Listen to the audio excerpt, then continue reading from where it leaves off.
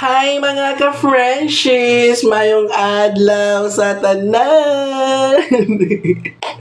Welcome back dito sa ating channel mga ka-Frenchies. Kamusta na kayong lahat? Sana okay, masaya at magandang ating araw ngayon. By the way, today is, hulaan ninyo, Thursday, May 29. Fiesta ngayon dito sa barangay namin, Barangay Lantayan. So, ito tayo mga franchise, no? Nagbibigay sa inyo ng update dahil gusto kong magbigay ng libre ulit. Libreng files. O, di ba? Gustong-gusto nyo talaga yan, mga libreng files. Dahil gusto kong maging blessing sa inyo. Gusto kong makatulong, makabawas sa mga iniisip natin bilang teacher. Mabawasan lang man ang mga stress, ang mga ginagawa natin. O, di ba? So, mga ka-Frenchies, ang file na ibibigay natin ngayon, correction files. Bakit? Madami. So, ito ay mga ka-Friends, welcome back to school, classroom orientation, PowerPoint presentation for school year 2025-2026. Bakit? Bakit? Kailangan natin dahil malapit na ang opening of classes natin, ma-private man, ma-public man.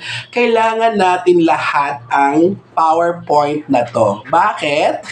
Dahil mayroong orientation sa classroom, sa public, may classroom orientation din sa private. Kaya, ang video natin ngayon, ang inaasahan nating audiences and viewers ay para sa lahat nating mga ka-franchise na sa public man or kaya sa private. Welcome dito sa ating channel. So, kung mayroon pa tayong mga ka-franchise na kilala na hindi pa kilala ng ating channel, big kayo naman, i-share nyo ating video para makatulong dito sa kanila at the same time, maka-follow at maka-subscribe. Dahil, nako, ang kailangan lang man natin dito ay tulungan, di ba? So, by the way, ang files na ipamimigay natin ngayon ay hindi talaga akin. Kanino ito? Galing ito sa online shop. Nabili ko ito mga ka-franchise sa isang online shop and then maganda kasi siya mga franchise super nice kaya gusto kong ibigay sa inyo ng libre. Hindi naman siya kamahalan nang nabili ko online kaya ayoko din pakinabangan ito, pagpipirahan, pag-ibenta ayoko. Gusto ko since nabili ko na siya ng mura lang, ibigay ko na sa inyo ng libre kasi para makatulong sa inyo at hindi na kayo mahihirapan pa. Dahil yung mga online shops na alam ko, hindi nyo naman alam kung saan ito nabili, di ba? So, uso pa naman ngayon ang scam. Nako, iwas-iwas tayo dyan. Huwag na kayong mag-try pa na bumili ng online kasi yes, may mga nagre-reply, may mga kaya lang kasi mga franchise paswertihan. May nagbigay ng file pero minsan iba yung laman, ganon. So ito dito, walang scam sa atin dito kasi ito ay talagang makikita mo na files agad, di ba? So nasa comment section ang link ng ating Google Drive kung saan na-save ang lahat ng mga files natin. So ano nga ba ang mga files? Ang files ay mga ka-furnish mga PowerPoint and then naka-slide na siya. At ang kagandahan dito, no, downloadable ang files, editable pa. O, di ba? Saan kayo yun? Saan niyo hahanapin yan?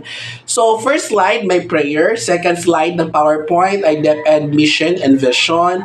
Checking of attendance, yan. Then, about or information about the teacher, ganon. May mga pa-chart-chart nga dyan, mga franchise ay solve. Kung i-solve para ma-challenge yung mga bata. Like, yung age mo, hindi mo diretsong sabihin. Diba? So, pwedeng through numbers, like kung ikaw ay 39 or 40, bigay ka muna ng 2 addends, then let them solve. Okay, equation through, tawag yan, pahirapan mo pa kung high school, gusto mo bigyan ng order of operation, like PEMDAS, ganon, may parenthesis pa at may exponents. So, mas challenging yun at maganda yun, di ba, mga friendships? And then, may mga list of subjects, mga subjects nila, and then grading system, dapat alam ng bata kasi like for example mga grades 4 to 6, mga 7 to 12, ganon, alam na nila ang mga grading system na yan. So, mga primary, kinder to grade 3, medyo hindi pa masyado nila yan alam. Wala silang paki masyado dyan. So, grade 4 to grade 12, yan, nagsisimula na yan dapat alam nila kasi nagtatanong na yan sila mga friendships. And then, mga curriculum overview, and then class schedules, classroom rules. Ito mga friendships, no? Ang classroom rules dapat ma-implement siya ng maayos. Kasi in the first 2 months, kung hindi mo sinusunod ang mga classroom rules na sinabi mo sa kanila, hindi mo na-implement ng maayos, magiging magulo ang buong school year mo, mga ka-friendships. So, kung yan ang mga rules mo sa classroom, dapat sundin mo talaga at implement mo ng maayos dahil yung mga students natin ay nag-observe din yan sila. Kung talagang ini-implement natin ng maayos, kung sinusunod ba siya. So, pag hindi, nako, si Sir June, ito si Ma'am Marites, ito si Sir Juan Tamad, hindi naman nila sinusunod kung ano mga sinasabing rules. Pang char-char lang yan. Alam niyo na mga bata ngayon, mga friends, matatalino. Kaya tayo ding mga teachers, dapat mag-iingat din. Kung ano mga sinasabi, susundin. And then, mga assessments, dapat alam nila kung kailan ang mag-summative, dapat alam nila kung kailan mag-periodical, ano yung mga pointers para mas maayos. Kasi kung magbigay tayo ng pointers, mga friendships, mas lalong gaganahan ang mga batang mag-aral at malalaki ang assessment results. Kasi kung ayaw mong problema at ma-stress, ang panty mo, ayaw mong tumanda ng mabilis at ayaw mo ma-stress sa result ng mga bata, bigyan mo ng pointers. Kung advisor ka, humingi ka ng pointers din sa ibang mga subject teachers para pagbigay din nila ng mga subject teachers, paghingian na ng grades, malaki din ang grades. Hindi yung demand ka, wala ka namang ginawa, di ba? So, as an advisor, hingi ka din ng mga pointers kung ano yung mga ibibigay na sa test, pag summative test at saka periodical. Para paghingian na ng grades, hindi ka ma-stress, hindi malalaglag ang panty mo sa simangot mo. And then, mga subject teachers dapat kilala ng mga bata para pagpasok nila, alam na nila, okay, si sir to, ito si ma'am to, gano'n. And then, mga activities and games. So, sa classroom orientation na mga friendships, nag-set ka din ng mga activities, di ba? At saka, who likes color blue? Punta sila dito.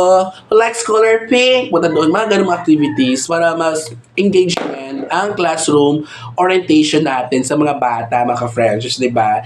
And then,